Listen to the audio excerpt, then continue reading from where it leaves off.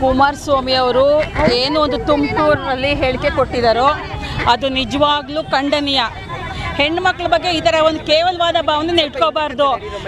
ಎಲ್ಲ ಕಡೆ ಸ್ತ್ರೀನ ಪೂಜಿಸ್ತಾರೆ. ಎಲ್ಲಿ ಸ್ತ್ರೀ ಪೂಜಿಸಲ್ಪಡ್ತಾಳೋ ಅಲ್ಲಿ ದೇವತೆಗಳು ನೆಲೆಸ್ತಾರೆ ಅಂತ ಹೇಳ್ತಾರೆ. ಈ ಮನುಷ್ಯ ಏನು ಅದು ಹೊಟ್ಟೆಗೆ ಏನು ತಿಂತಾರೆ ಇವರು? ಯಾವಾಗ ನೋಡಿದ್ರು ಹೆಣ್ಮಕ್ಳ ಬಗ್ಗೆ ಇದೇ ಥರ ಅವಹೇಳನಕಾರಿ ಮಾತುಗಳಾಡ್ತಾರೆ. ಹಿಂದೆ ಸುಮಲತಾ ಅವ್ರನ್ನ ಅಂದಿದ್ರು ಅವಹೇಳನಕಾರಿಯಾಗಿ. ಅದಕ್ಕೆ ಮುಂಚೆ ಒಬ್ಬರು ಗದಗ ಹೆಣ್ಮಗಳನ್ನ ಇದೇ ಥರ ಅವಹೇಳನಕಾರಿಯಾಗಿ ಅಂದಿದ್ರು. ಯಾಕೆ ಗಂಡಸರಿಗೆ ಇದು ಗೊತ್ತಾಗ್ತಾ ಇಲ್ವಾ? ಬುದ್ಧಿ ಇಲ್ವಾ ಅವ್ರಿಗೆ? ಗಂಡಸರಿಗೆ ಅವ್ರ ಮನೆ ಹೆಣ್ಮಕ್ಳು ಬೇರೆ, ನಮ್ಮನೆ ಹೆಣ್ಮಕ್ಳು ಬೇರೆನಾ? ಹೆಣ್ಮಕ್ಳು ಅಂದರೆ ಇಡೀ ಹೆಣ್ಣು ಕುಲಕ್ಕೆ ಅವಮಾನ ಅವರು ಮಾಡ್ತಾ ಇರೋದು. ಎಲ್ಲ ಹೆಣ್ಮಕ್ಳು ಒಂದೇ.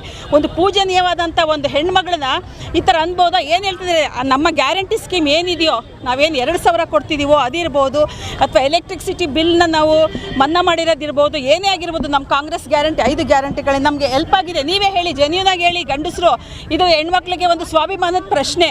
ಮಹಿಳೆಯರ ಸಬಲೀಕರಣಕ್ಕೋಸ್ಕರ ಸರ್ಕಾರ ಏನೇನೋ ಸ್ಕೀಮ್ಗಳನ್ನ ಹಾಕ್ಕೊಂಡಿದೆ. ಅದನ್ನು ಲೇವಡಿ ಮಾಡಬೇಕು ಅನ್ನೋ ಒಂದು ಇಂಟೆನ್ಷನ್ ಇಟ್ಕೊಂಡು ಇವರು ಹೆಣ್ಮಕ್ಳನ್ನೇ ಕೇವಲವಾಗಿ ಕೆಟ್ಟದಾಗಿ ಮಾತಾಡಬಾರ್ದು. ಈ ರೀತಿ ಹೆಂಗೆ ಮಾತಾಡಿದ್ರು ಅವರು?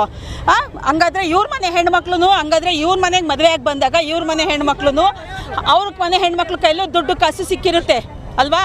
ದುಡ್ಡು ಕಾಸು ಸಿಕ್ಕಿದ ಮೇಲೆ ಹಂಗಾರೆ ಅವ್ರ ಮನೆ ಹೆಣ್ಮಕ್ಳು ಹಂಗೇನೆ, ಹಂಗಾದ್ರೆ ಅವ್ರ ಮನೆ ಮಹಿಳೆಯರು ದಾರಿ ತಪ್ಪಿರ್ತಾರೆ. ಹಂಗಾದ್ರೆ ಅದನ್ನು ನಾವು ಕೇಳ್ಬೋದಲ್ವಾ? ನಮಗೆ 2,000 ಏನು ನಮ್ಮ ಒಂದು ಬಡ ಹೆಣ್ಮಕ್ಳಿಗೆ ಅವರ ಒಂದು ಕುಟುಂಬಕ್ಕೆ ಸಹಾಯ ಆಗಲಿ ಅಂತ ಸರ್ಕಾರ ಏನು ಒಂದು ಸ್ಕೀಮ್ ಮಾಡಿ ನಮಗೆ ಹೆಣ್ಣುಮಕ್ಳಿಗೆ ಸಬಲೀಕರಣಕ್ಕೆ ಅವ್ರಿಗೊಂದು ಸ್ವತಂತ್ರವಾಗಿ ಓಡಾಡಲಿ ಅನ್ನುವಂಥ ಒಂದು ವ್ಯವಸ್ಥೆ ಮಾಡಿಕೊಟ್ರೆ ಅದ್ರ ಬಗ್ಗೆ ಇವ್ರು ಕೇವಲ ಮಾತಾಡ್ತಾ ಇದ್ದಾರೆ. ಅಂದರೆ ಹಂಗಾದ್ರೆ ಇವ್ರ ಮನೆಗೆ ಮಹಿಳೆಯರಿಗೆ, ಇವ್ರ ಮನೆ ಮಹಿಳೆಯರಿಗೆ ದುಡ್ಡು ಸಿಕ್ಕಿದಾಗ ಹಂಗಾದ್ರೆ ಇವರು ಹೆಣ್ಮಕ್ಳು, ಇವ್ರ ಮನೆ ಹೆಣ್ಮಕ್ಳು ಇದೇ ಥರ ನಡ್ಕೋತಾರ? ಆ ಥರ ಅಂದರೆ ನಡ್ಕೊಂಡಿರ್ಬೋದೇನೋ. ಅದಕ್ಕೆ ಅವರು ನಮ್ಮ ಮಹಿಳೆಯರು, ನಾವು ಆ ಥರ ಇಲ್ಲಪ್ಪ, ನಮ್ಮ ಮಹಿಳೆಯರಿಗೆ ಆ ಸಂಸ್ಕೃತಿ ಇಲ್ಲ. ಇಡೀ ರಾಜ್ಯದಲ್ಲಿ ಹೆಣ್ಣುಮಕ್ಳು ಪೂಜನೀಯವಾಗಿ ಒಂದು ಮಹಿಳೆಯರ ಸಬಲೀಕರಣ ಆಗಿರೋದ್ರಿಂದ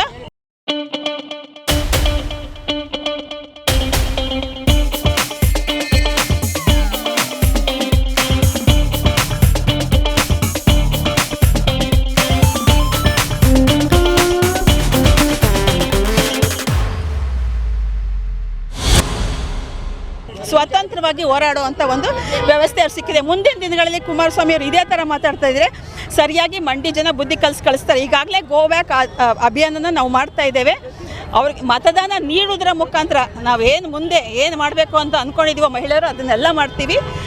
ಮುಂದಿನ ದಿನಗಳಲ್ಲಿ ಅವ್ರಿಗೆ ಸರಿಯಾದ ಅವರು ನಿನ್ನೆ ತುಮಕೂರು ಒಂದು ಪ್ರವಾಸ ಏನಿತ್ತು ಕುಮಾರಸ್ವಾಮಿ ಅವ್ರದ್ದು, ಸೋಮಣ್ಣನ ಪರ ಏನು ಪ್ರಚಾರಕ್ಕೆ ಹೋಗಿದ್ರು, ಆ ಒಂದು ಸಂದರ್ಭದಲ್ಲಿ ಕುಮಾರಸ್ವಾಮಿ ಅವರು ನಮ್ಮ ಗ್ಯಾರಂಟಿ ಸ್ಕೀಮ್ನ ಬಗ್ಗೆ ಮಾತಾಡಿದರೆ, ಅದರಲ್ಲೂ ನಮ್ಮ ಹೆಣ್ಮಕ್ಳ ಬಗ್ಗೆ ಗ್ಯಾರಂಟಿ ಸ್ಕೀಮಿಂದ ಬಂದಿರತಕ್ಕಂಥ ದುಡ್ಡು ತಗೊಂಡು ಹಳ್ಳಿ ಹೆಣ್ಮಕ್ಳು ದಾರಿ ತಪ್ಪಿದ್ದಾರೆ. ಕುಮಾರಸ್ವಾಮಿ ಅವರೇ, ಎಲ್ಲಿ ನಮ್ಮ ಹೆಣ್ಮಕ್ಳು ದಾರಿ ತಪ್ಪಿದ್ದಾರೆ? ನಮ್ಮ ಸ್ಕೀಮಿಂದ, ನಮ್ಮ ಕೊಟ್ಟಂಥ ಕಾಂಗ್ರೆಸ್ ಸರ್ಕಾರ ಸ್ಕೀಮಿಂದ ನೀವು ಉತ್ತರ ಕೊಡಿ.